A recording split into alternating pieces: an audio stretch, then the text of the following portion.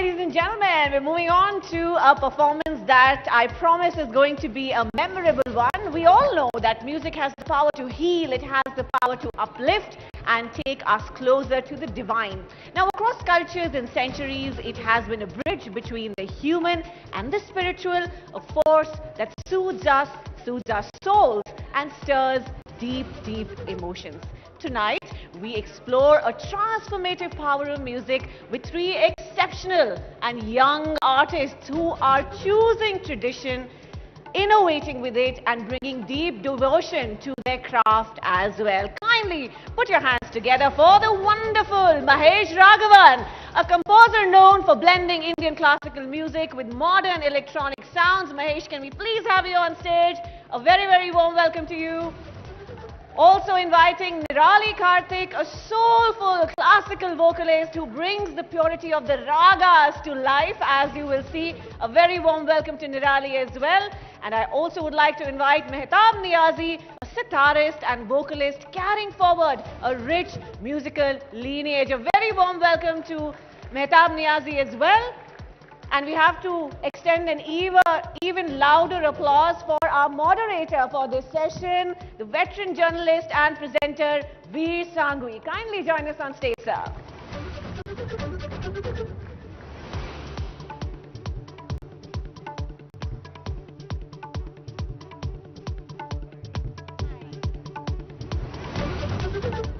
Ladies and gentlemen, good afternoon. I think I should tell you that they're going to perform. They've rehearsed, right, a piece at the end. So basically what I'm going to do is just sort of warm up the crowd before you really hear the performance. But before I do that, I want to ask them a little bit to talk a little bit about what it is that inspires them. What made you take up music? So I was brought up in a South Indian family. Right. And when I grew up, the main extracurricular activity in most South Indian families is either you. So for me, it was just music.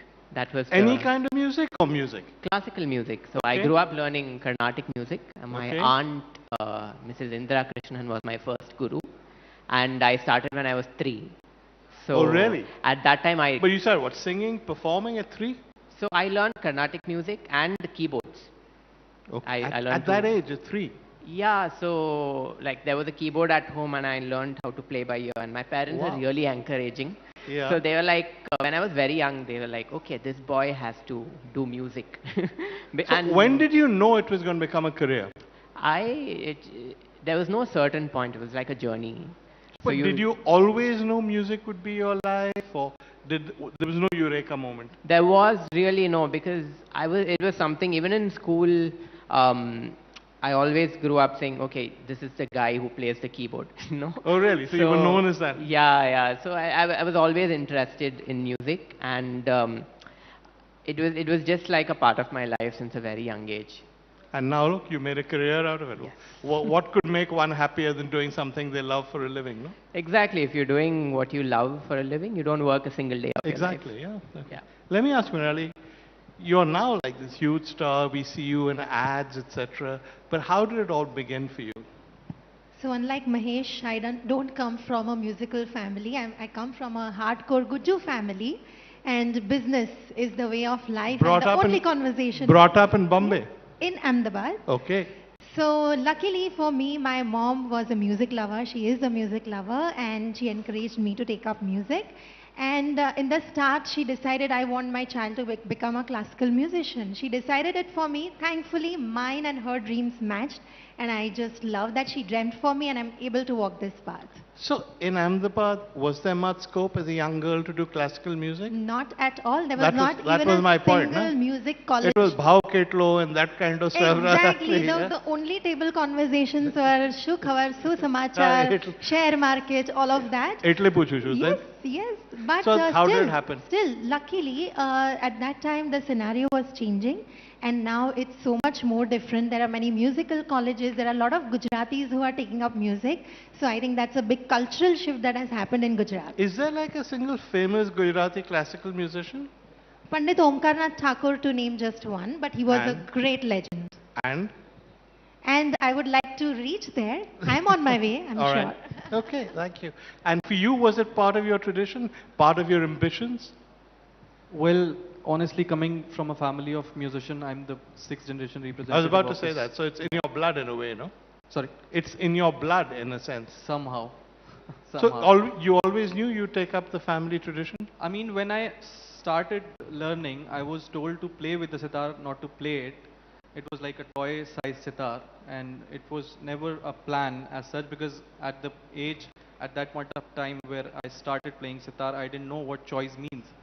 So somehow it just was a way of life rather than choosing a choice.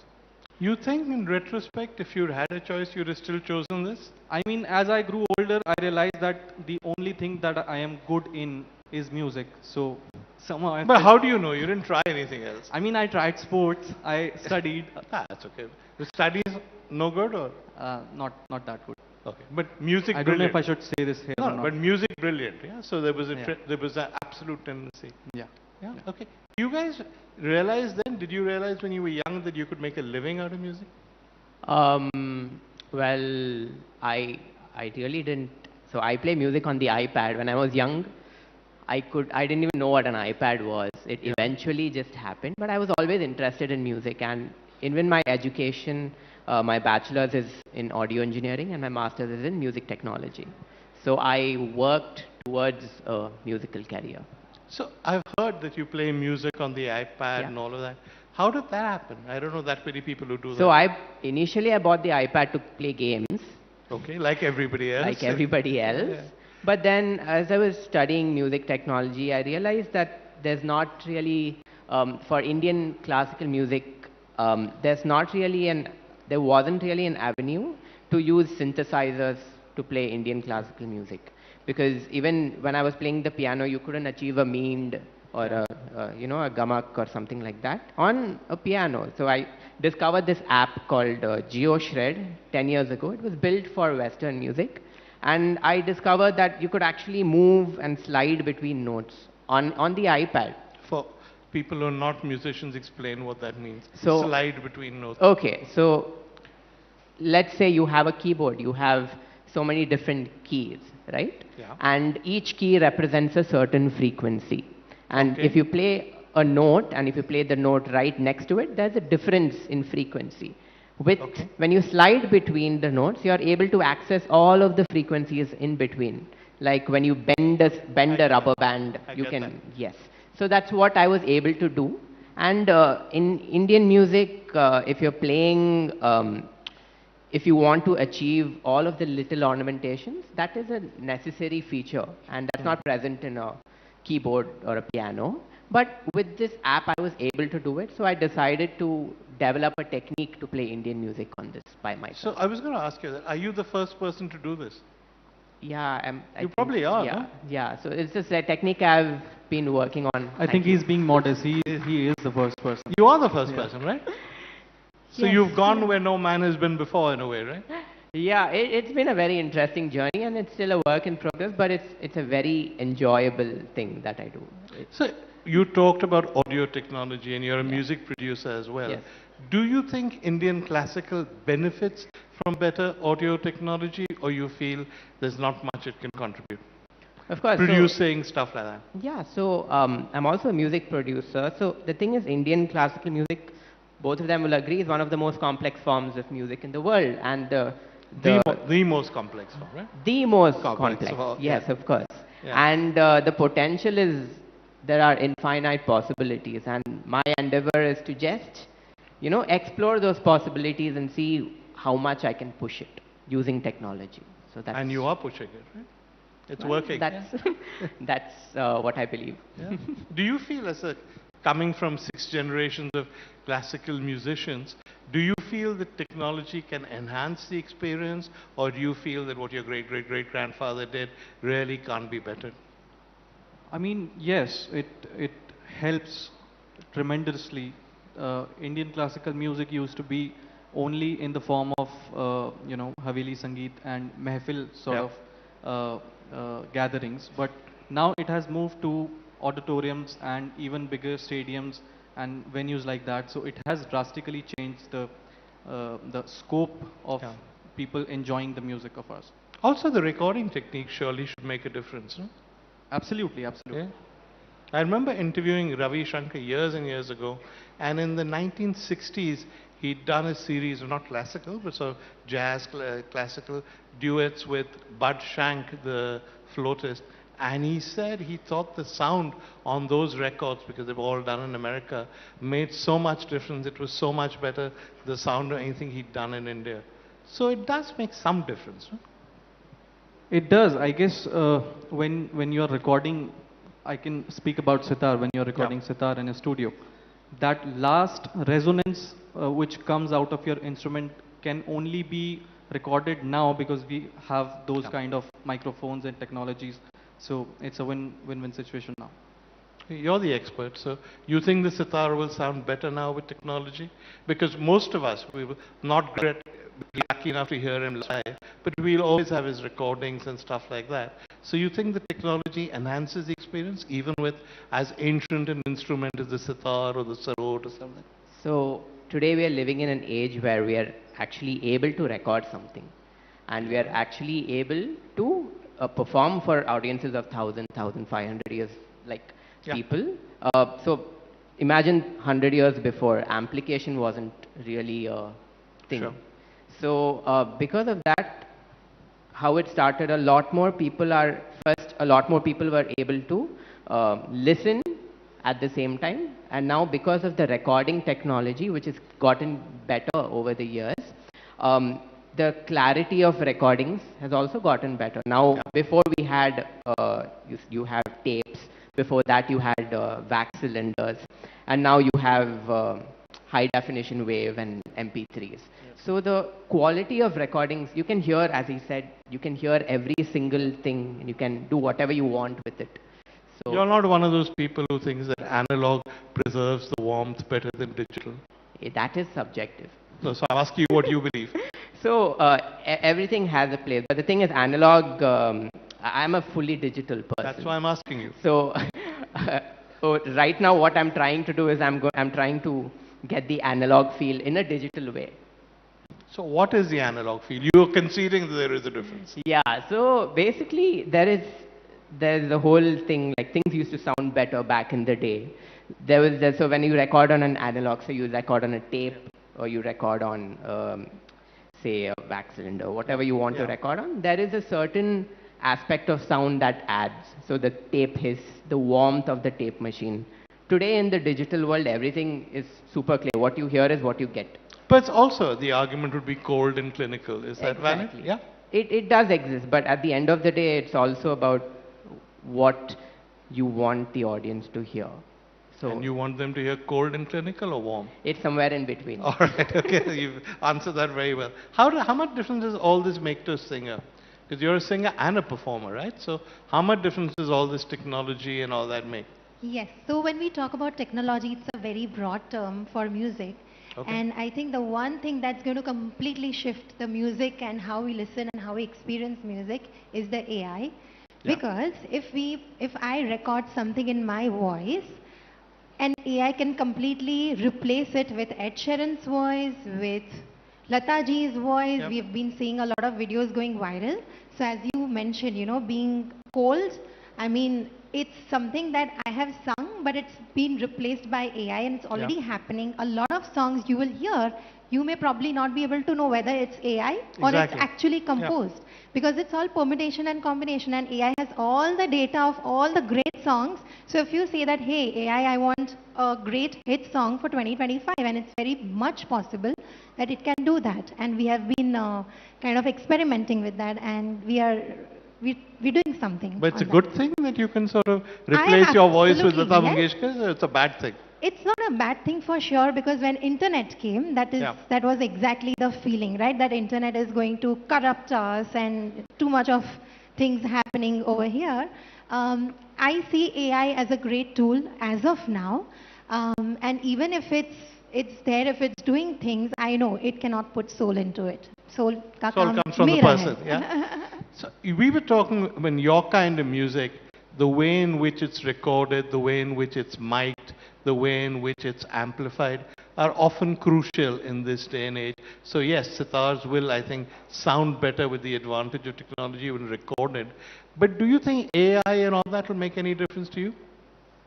I mean, I haven't used AI in like include to include it in sitar much, Yeah. so to say much about it. But I feel that sense of emotion which comes out of a human might not be replaced somehow. That's what I feel, like Oh, a bit of. you're absolutely right. I mean, there's a difference between a robot and a human being. No? I mean, when you see examples of today's song being sung in the voice of Rafi Sahab, Yeah. late the great Rafi Sahab, somehow those expressions and feelings are there. So, as I said, I haven't used it enough to say if it will be able to do So it you or have not. an open mind? I feel yes. Okay. Are you worried about the fact that technology now means that you can be a star without knowing how to sing because everything will be set right by programs? You can create music that depends on music somebody else created. Does that worry you at all? I don't think so because all of us believe that musical training and the rigorous practice that we go through, all of it has a lot of value.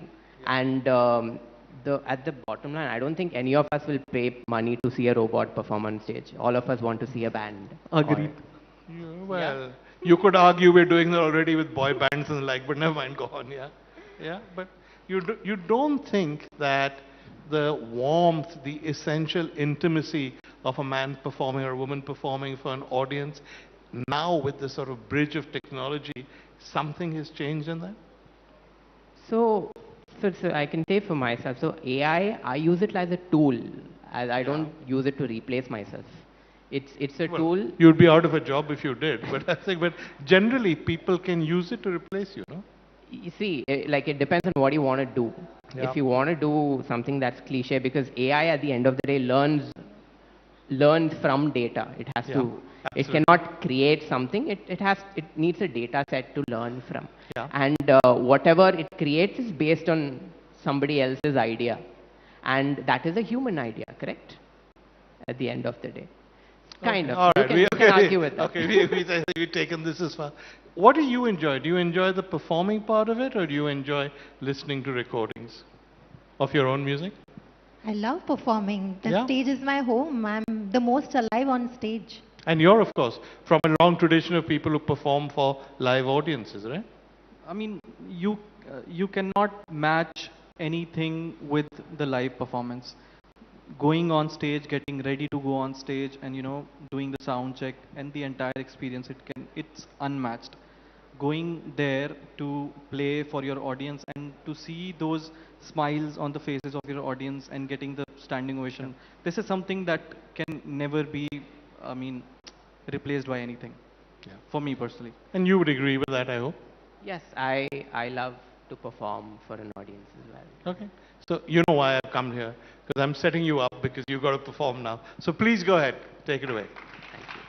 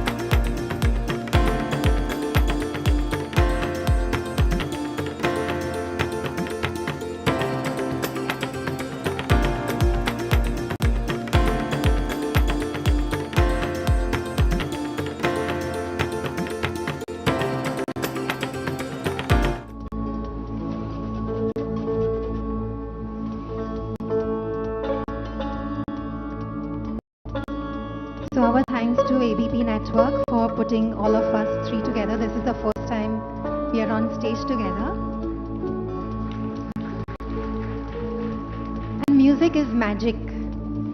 Even though we are performing for the first time, there will be a lot of things that will happen on stage, a lot of interactions, a lot of emotions and feelings will be exchanged on stage.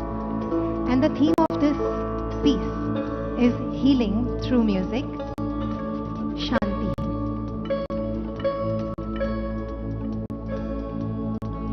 Om Shantirantariksham Shantihi Prithvi Shantirapah Shantiroshadayah Shantihi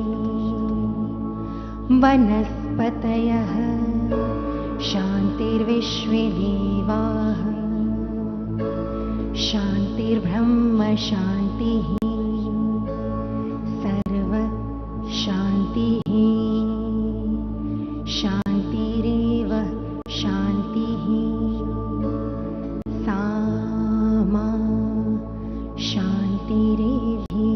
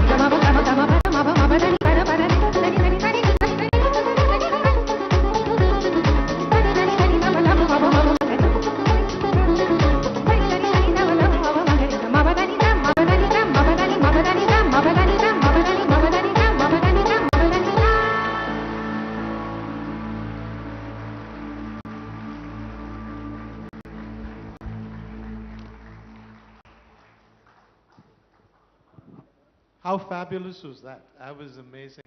You had what? Generations of music in your blood. You used technology in a way that nobody has ever used it. And you're clearly a superstar in the making. So it was really a fabulous, fabulous supergroup. Who wrote the piece? We did it together. All of you. So it's a Yes. real collaboration. Yes. And this is the first time. Yes. But it won't be the last. Absolutely. You guys Thank were you. amazing together. Thank you so much. A big, big, big hand.